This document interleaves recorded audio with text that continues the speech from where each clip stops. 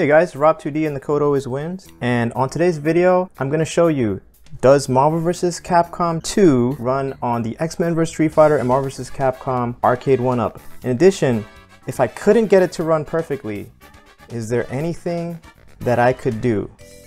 And it turns out there might be, so stick around. And recently I had kind of shared how I'd gotten HDMI out and how we can sideload applications on it just because it's just a standard Android operating system, so you can do all of those things. So the natural extension of that is that we can actually run RetroArch, which you see running here. So obviously that is weird, that's not what's normally there, but rest assured there is an ARCADE1UP app here. So if you would like to run RetroArch, and you're sort of technically inclined, you can make your way around. Somebody by the name of JDude104, now goes by KGal104, Katie, DM'd me and kind of let me know that she had posted on Reddit, which is great. So I have a link in the description for that if you guys are willing to kind of look and read through and figure out those steps. Not like doing technical support because I barely have time to sleep right now, but you can do it right now, just an FYI. And now there are things that I'm doing here that go a step further, but let's get into it. I'm gonna run Marvel vs. Capcom 2 now. It's running at 65 frames a second, and it looks like everything's loading, which is great. It's running 30 frames on the, ironically, on the Capcom logo and these things. I can't tell you where to get the ROMs, obviously. I don't really support piracy. I have a copy of the Dreamcast one, somehow. It's just hard to find nowadays. So you can see, like, the menu isn't perfectly 60 frames per second, but things do functionally work. So I'm gonna go to arcade mode and we can select our character. I map the buttons, it's like exactly the same way. I have my RetroArch set up so that like 2 seconds holding start will exits the emulator. And I'm gonna pick some characters that, you know, they kind of suck, but hey, they're fun. I remember kind of how to play them. I'm a little rusty in this game. But we were able to select our characters just fine. We have 45 frames per second, 60 is ideal. And depends on the stage, and that is going to lead to an important clue later on for something that we can do. So it looks a little bit jank because there's no anti-aliasing. I'm using a stock controller, so I can barely do anything because, well, no comment on that. You guys should be probably upgrading. The responsiveness is really compromised when you're playing on a regular stage here.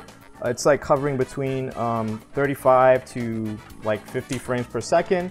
And so let me do a double assist, and it barely affects that, which is great. So if we run on a more complex stage, it'll actually go a little bit slower. And so that is going to lead into something really dumb that I had an idea with. Like so dumb that maybe I could figure it out over time and maybe it could work. And so I haven't been posting videos so much, partially because of some personal things, but also because I've been exploring some things. And to show you the result of that, we're gonna go to training mode.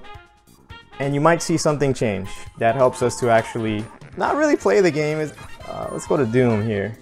I don't know if you guys can guess what I did, but I might have to fast forward this video because it's just boring. I don't have an intro though, so I have to kind of make up for it. You know, I have one of those flashy YouTube intros. I do have something really nice that Blast the Speakers kind of did that animation with, that I kind of tweaked a little, but it's not the same, you know, I'm not like wasting your time with that. So I'm just gonna babble a little bit if you can forgive me. But check this out. The screen is completely black behind there. There's some bleed because my camera's cheap, but it's perfectly black, I assure you, if you see the actual game running. And it's running at 60 frames per second. And how did I do that? I hacked the ROM to get rid of the backgrounds when you're on training. And the reason that I had such a dumb idea for a hack is because, like I mentioned, when you're on a simpler stage, it goes faster. We're also running with like a Chinese tablet, so I figured that there might be some computational bottlenecks. And Dreamcast actually does a lot of its processing for the 3D vertexes, the points on the screen, in the CPU and not the GPU.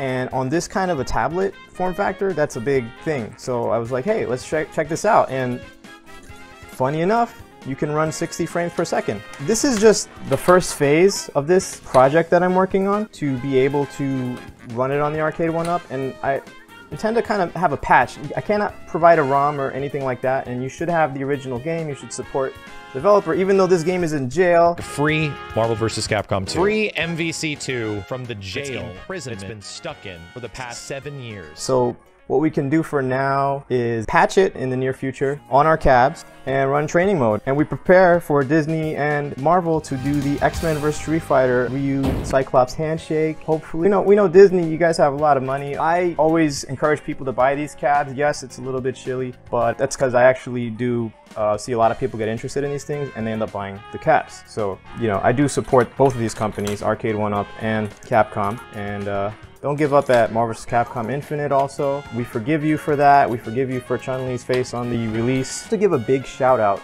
So I have to thank this guy named BankBank. He just gave me some advice in the beginning, but this is also the guy who did the RatioMod.